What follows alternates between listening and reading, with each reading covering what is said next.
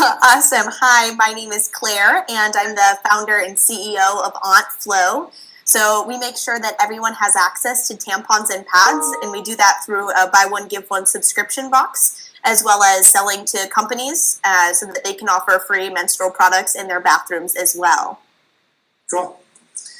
So I don't know if you read my bio, but I've been in the importing business since 1994, and after that started a technology company called Redbox, and we obviously did what we did. So I think I can really help you when it comes to answering your questions about overseas manufacturing, distribution, and stuff like that, and maybe have a couple of other thoughts or suggestions for you. First thing is, I think when dealing with an overseas vendor, I would assume you're looking at China, most likely. I would never do it alone. I would never go it alone. I would never go try to source things on my own. My experience throughout these 30 some odd years of doing this tells me that, it's hit or miss. Sometimes, you'll get a nice streak of good deliveries, product quality, all that stuff. And then something goes off the rails because they don't see anybody's watching, and they cut corners, and then you wind up with a real mess.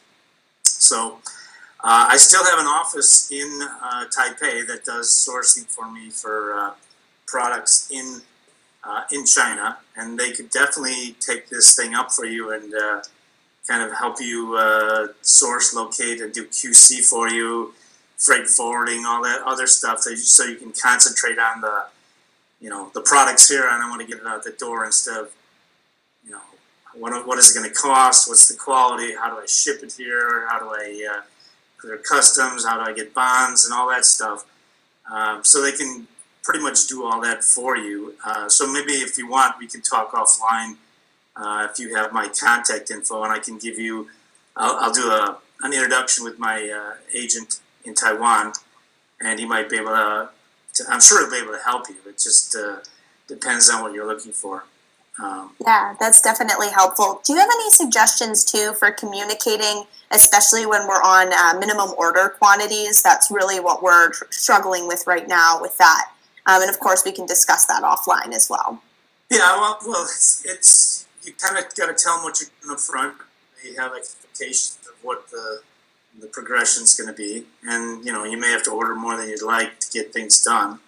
But I'm sure there are several ways to skin the cat. I mean, one of my thoughts is that there are probably products, even domestically made products, that they cannot sell because of one reason or another, and it doesn't, for one quality concern or another, and that's not going to be a steady stream of product, but it might be a windfall every once in a while. So instead of having a Kotex manufacturer, something's wrong with the product. They just can't sell it in the packaging. Let's say the end stage packaging didn't seal properly, and they can't ship it out the door. And for them to unbox it and put it all back in their machines costs more than it's worth. So they got to get rid of it somehow. They may throw it out. They may dump it online, but you could be a ready access and a good source of a tax write-off for them, because they can say they're supporting a nonprofit and they gave you $200,000 worth of product, even though it's garbage to them, but they can write it off. So they'd be more inclined to look at you as hey, instead of throwing this out, take it as a tax write-off.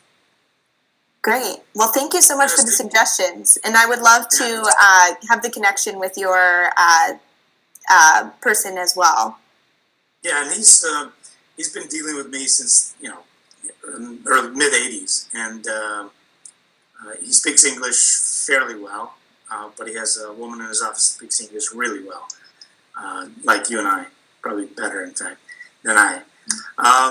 So where do you stand in the whole process? I mean, how is business moving? I mean, very well. We currently partnered with Harvard University, and we're running the IB circuit right now. So we're selling our tampons to those universities. And then we're also ramping up sales to large businesses and corporations as well. We've just had a lot of inventory problems. I didn't know that there was a customs broker and all of that. So that's definitely something that I would love help with. Okay, yeah, it certainly help there. And plus, you might want to look at some of the large, like the guys that manage office management companies, like the Pritzkers here in Chicago. They own dozens of skyscrapers, and if you can get in with them in their philanthropic wing of their company, they'd be more inclined to deal with you than deal with somebody else, and not supporting what you're going for. Yes. Well, thank you so much. I would love to talk more as well offline. I'll make sure that we get the information, and I'm looking forward to staying in touch.